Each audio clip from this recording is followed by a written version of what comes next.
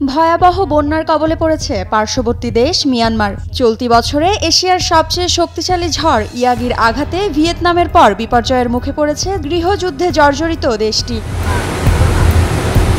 বন্যায় ইতিমধ্যে মিয়ানমারে অন্তত ৩৩ জনের মৃত্যু হয়েছে। বাড়িঘর ছাড়তে বাধ্য হয়েছেন ৫৯,০০০ পরিবারের অন্তত ২,৩০,০০০-এরও বেশি মানুষ। বন্যায় ক্ষতিগ্রস্ত হয়েছে দেশটির মোট ৩৪টি অঞ্চল। ক্ষতিগ্রস্তদের জন্য ১৮৭টি আশ্রয়কেন্দ্র স্থাপন করা হয়েছে।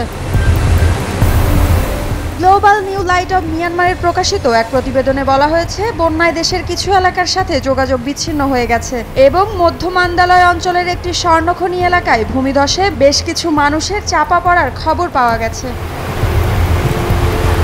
অন্য এক প্রতিবেদনে জানা যায়, চলমান বন্যা ও ভূমিধসে মিয়ানমারের অন্তত ১৬০ জন নিহত হয়েছেন। এতে যুদ্ধ এবং স্থবির অর্থনীতিতে জর্জরিত দেশটিতে ব্যাপক দুর্ভোগের সৃষ্টি হয়েছে। সংঘাতে বিধ্বস্ত মিয়ানমারের রাজধানী নাইপিদোস সহ বিস্তীর্ণ এলাকায় বন্যায় প্লাবিত হয়ে গেছে।